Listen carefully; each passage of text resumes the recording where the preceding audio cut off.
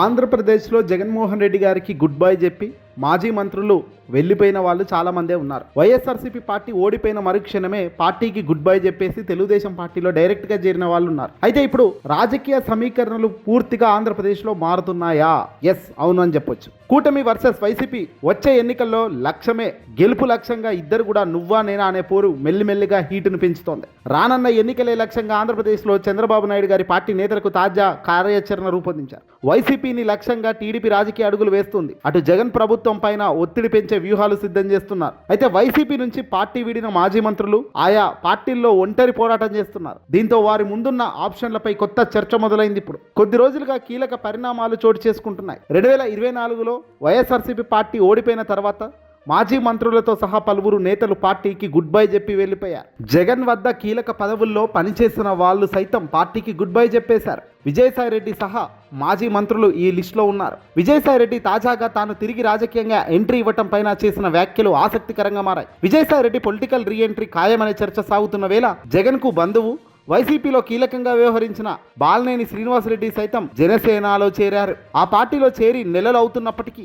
ఆయనకు తగిన గుర్తింపు కూడా దక్కే పరిస్థితి లేదక్కడ. జనసేన మిత్రపక్షం తెలుగుదేశం పార్టీ స్థానిక ఎమ్మెల్యేలు నేతలు బాలినేనితో కలిసి పనిచేయడానికి అసలు ముందుకే రావడం లేదట. అదే సమయంలో బాలినేనికి ఎలాంటి పదవి బాధ్యతలు అప్పగించలేదు. దీంతో తన వర్గాన్ని కాపాడుకోవడానికి బాలినేని తిరిగి వైఎస్ఆర్సీపీలోకి వచ్చేందుకు సైతం ఆలోచన చేస్తున్నట్టుగా సమాచారం అందుతోంది. ఇక కాపు వర్గం నుంచి డిప్యూటీ సీఎంగా పనిచేసిన ఆళ్ల నాని పరిస్థితి అదే విధంగా ఉంది. ఆళ్ల నాని తెలుగుదేశం పార్టీలో చేరి నెలలు గడుస్తున్నా నాని చేరికను తొలి నుంచి తెలుగుదేశం పార్టీ ఏలూరు నేతలు వ్యతిరేకిస్తున్నారు. అయినా కూడా పార్టీలో చేరాడు ఈయన. తెలుగుదేశం పార్టీ శ్రేణులు మాత్రం నాని తమ నేతగా అంగీకరించడం లేదు. పార్టీ కార్యక్రమాలకు ఆహ్వానమే పలికి ఇవ్వడం లేదట. ఇంత దానికి పార్టీ మారడం ఎందుకని అనుచరుల నుంచి ప్రశ్నలు మొదలవుతున్నాయి. టీడీపీ కార్యాలయం వద్దకు నాని వెళ్ళలేని పరిస్థితి. జగన్ ఇచ్చిన ప్రాధాన్యతను మర్చిపోయి పార్టీ ఓడగానే టీడీపీలోకి వెళ్ళిన నానికి ఇప్పుడు భవిష్యత్ అంతు చిక్కడం లేదట. కేడర్ నుంచి సరైన నిర్ణయం తీసుకోవాలనే ఒత్తిడి పెరుగుతుండడంతో అదేవిధంగా ఉమ్మడి గుంటూరు జిల్లాకు చెందిన మోపిదేవి వెంకటరమణ కూడా పరిస్థితి ఇలాగే ఉంది ఇంచుమించు. మోపిదేవి వెంకటరమణ 2019 ఎన్నికల్లో ఓడిపోయినప్పటికీ ఎమ్మెల్సీ చేసి మంత్రిగా జగన్ అవకాశం కల్పించారు. కానీ ఇక్కడ జగన్మోహన్ రెడ్డి గారిని కాదని జగన్మోహన్ రెడ్డి గారికి త్రుంగలోకి తొక్కి మరి ఏకంగా అయినా పార్టీ మారాడు. జగన్మోహన్ రెడ్డి గారు మంత్రిగానే కాకుండా ఏకంగా ఈ మోపిదేవిని రాజ్యసభకు పంపారు. అయితే 2024 ఎన్నికల్లో పార్టీ ఓడిన మరుక్షణమే రాజ్యసభతో పాటుగా వైసీపీకి రాజీనామా చేసి ఈ మోపిదేవి టీడీపీలో చేరారు. ఇప్పటి వరకు ఆయనకు ఎలాంటి పదవి కూడా దక్కలేదు. టీడీపీ కార్యక్రమాల్లోనూ కనిపించడం లేదు. అదేవిధంగా వైసీపీ నుంచి కూటమి పార్టీలో ఎన్నికలకు ముందు వెళ్ళిన వాళ్ళ లిస్టు చాలా పెద్దగానే ఉంది. వాళ్ళ పరిస్థితి అంతా కూడా ఇప్పుడు అంచుమించుగానే ఉంది. కొందరు మంత్రులు అయ్యారు. ఈ మాజీ మంత్రులు మాత్రం ఒంటరి పోరాటం చేస్తున్నారు.